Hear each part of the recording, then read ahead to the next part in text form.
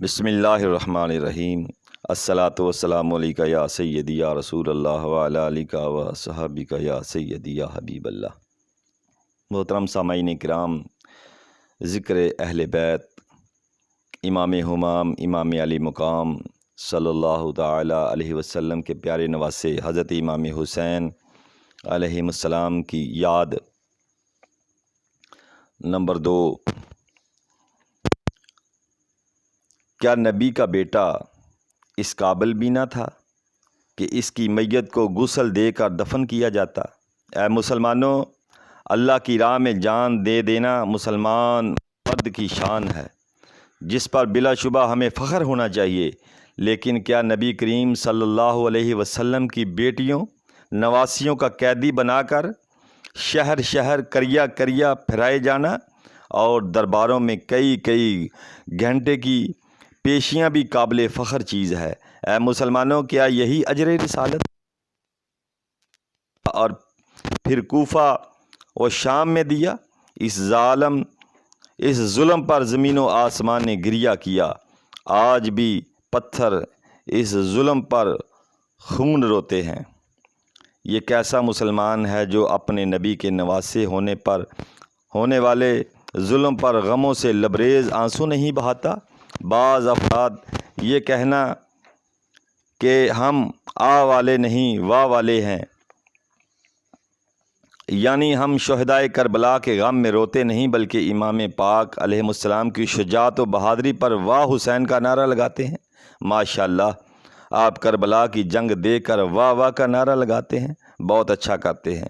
لیکن یہ بھی ذرا ان تنہائی میں آنکھیں بند کر کے سوچیں، جب امام پاک علیہ السلام کا سر مبارک جسم اقدس سے الگ کرنے کے لیے خنجر چلایا جا رہا تھا، تب واہ واہ کہیں یہ بہتی آنکھوں سے درد بری آہ بری؟ جب سیدہ سکینہ سلام اللہ علیہا 10 محرم کی شام جلتے خیموں میں بابا بابا کی صدائیں بلند کرتی ہوں گی، تب آپ کیا کہیں گے؟ جب اہل بیت کے شہزادوں کی لاشوں پر گھوڑے دوڑائے گئے، جب خانوادہ نبوت کی شہزادیوں کو سیدہ سجاد علیہ السلام کے ہمراہ قید کر کے کربلا سے بازاروں میں گھماتے ہوئے دربار یزید میں لے جایا گیا، تب آپ واہ واہ کہیں گے۔ یقیناً آپ سب بھی بہتے آنسو لے کر آہیں بھریں گے۔ آج کل کے وہ ملا جو چند ایک درس نظامی پڑھنے کے بعد حرمت آل رسول پہ زبان درازیاں کر کے اپنی عاقبت برباد کرنے پر تلے ہوئے ہیں، کبھی غم مولا حسین علیہ السلام منانے اور افسوس کرنے پہ حرام کا فتویٰ لگاتے ہیں۔ صد حیف کہ وہ ہمارے اکابرین اور مقتدمین علماء محققین اور ان علماء حق کی تعلیمات کی عکاسی کرتے تو آج اس طرح کے فتویٰ بازی بھی نہ کرتے۔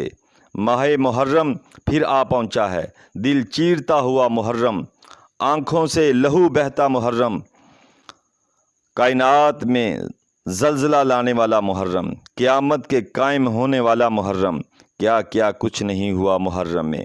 اور خاص طور پر عاشوراء کے دن کی تاریخ بہت پرانی ہے۔ آدم کی پیدائش، ان کی توبہ کی قبولیت، ابراہیم کی آگ سے نجات، یوسف کی توبہ کی قبولیت، ابراہیم کی آگ سے نجات، یوسف کی برسوں بعد والد سے ملاقات، ایوب کی بیماری سے نجات اور سلیمان کو بادشاہت کا ملنا، اور سب سے بڑھ کر اسلام کی حیات نو ایک عظیم قربانی کے بعد۔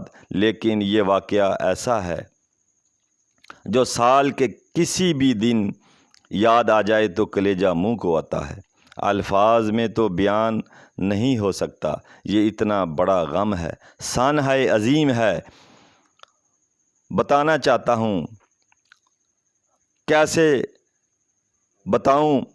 ہمارے محبوب آقا و مولا محمد مصطفیٰ سرور کون و مکان صلی اللہ علیہ وسلم کا نواسہ انہی کی امت کے ہاتھوں بے دردی سے شہید کر دیا گیا۔ کیا کسی عاشق رسول صلی اللہ علیہ وسلم کے لیے اس سے بڑا کوئی غم ہو سکتا ہے؟ ہرگز نہیں۔ آنسوؤں کا سیلاب ہے، جو کہ تھمتا نہیں، اور آقا صلی اللہ علیہ وسلم کی امت اس بحث میں الجھی ہوئی ہے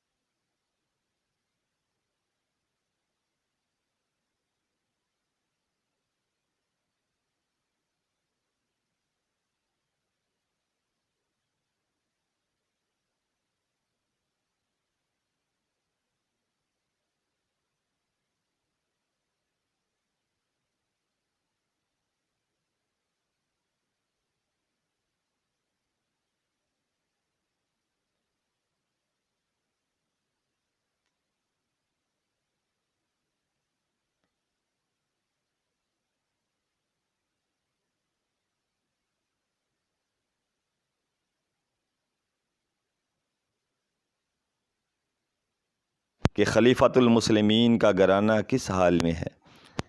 اسرا کے اس قافلے کو کوفہ سے دمشق کی جانب روانہ کیا گیا۔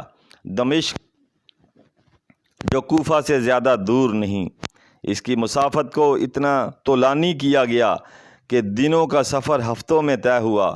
سفر کو طولانی کرنے کا مقصد ان اسرا کو شہر شہر پھرانا تھا اور لوگوں پر اپنی فتح کی داغ بٹھانا تھا۔ یہ قافلہ کوفہ سے تکریت، موصل، نصیبین، عین الوردہ، رقہ، جوسقہ، دعوت، حلب، کنسرین، کفر طلب، حماتہ، حمص، بعلق کے راستے ہوتا ہوا دمشق پہنچا۔ جو لوگ عراق اور شام کے جغرافیائی سے آگاہ ہیں وہ گواہی دیں گے کہ مسلمانوں نے اسرا کے اس قافلے کو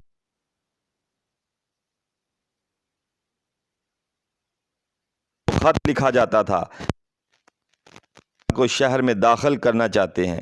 بازار سجائے جاتے، مرد و خواتین بازاروں اور چھتوں پر چڑھ کر اسرا کو دیکھتے، ان کے شہیدوں کے بارے میں پوچھتے، اشارے کرتے کہ فلاں خاتون کون ہے، فلاں بچی کس کی ہے، اس تنہا جوان کا نام کیا ہے۔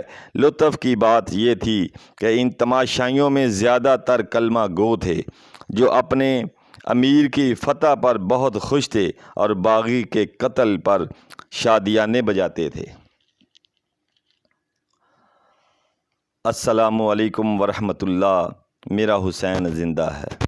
بادشاہ روم کا سفیر دربار یزید میں حضرت امام زین العابدین علیہ السلام سے روایت ہے کہ جب امام حسین علیہ السلام کے سر اقدس کو دربار میں لایا جاتا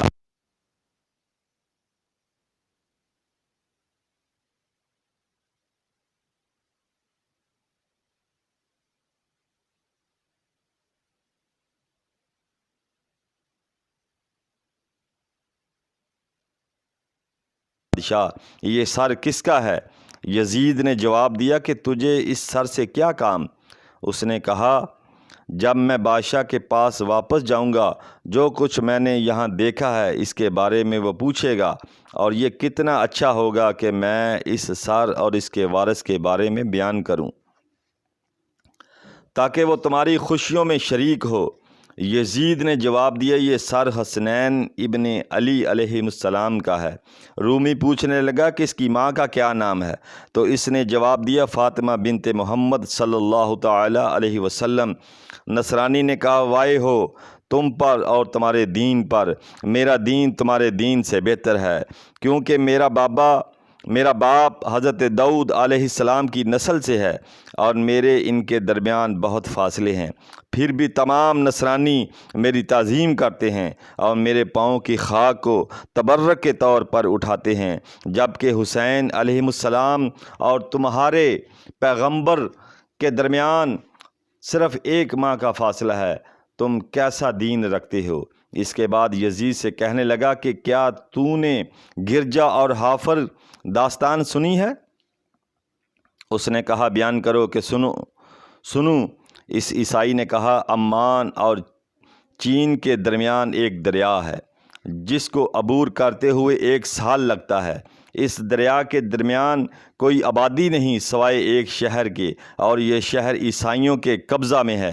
اس کا ہر بادشاہ عیسائی ہوتا ہے، اور اس شہر میں بہت سے گرجا گھر ہیں، اور ان میں سب سے بڑا گرجا گھر حافر ہے، اور اس کے محراب میں سونے کا ایک برتن ہے جس میں ایک سم ہے، اور مشہور ہے کہ اس گدھے کا سم ہے جس پر حضرت عیسیٰ علیہ السلام سوار ہوتے تھے، اور اس برتن کو ریشمی کپڑے کے ساتھ لپٹا گیا ہے۔ ہر سال عیسائی کثیر تعداد میں دور دراز سے اس گرجا گھر کی زیارت کے لیے آتے ہیں اور اس برتن کے گرد طواف کرتے ہیں، اس کا بوسہ لیتے ہیں، اس جگہ پر خدا سے اپنی حاجات طلب کرتے ہیں۔ یہی ان کا عقیدہ ہے اور یہی ان کا عمل ہے۔ اس سم کے بارے میں ان کا خیال ہے کہ اس گدھے کا سم ہے جس پر حضرت عیسیٰ علیہ السلام سوار ہوتے تھے، اور تم نے اپنے پیغمبر کے بیٹے کو قتل کر دیا۔ یزید نے حکم دیا کہ اس عیسائی کو قتل کر دو، اس نے مجھے میری مملکت میں رسوا کیا ہے۔ عیسائی جب اپنے قتل ہونے سے باخبر ہوا تو اس نے یزید سے کہا، کیا تو مجھے قتل کر دے گا؟ یزید نے کہا ہاں۔ تو عیسائی نے کہا، تو جان لے، کل رات میں نے تیرے پیغمبر کو خواب میں دیکھا، وہ مجھ سے فرما رہے تھے کہ اے عیسائی، تو اہل بہشت میں سے ہے۔ میں نے اس بشارت پر تعجب کیا کہ اب میں کلمہ شہادت پڑھتا ہوں، اشہد ان لا الہ الا اللہ و اشہد ان محمد رسول اللہ۔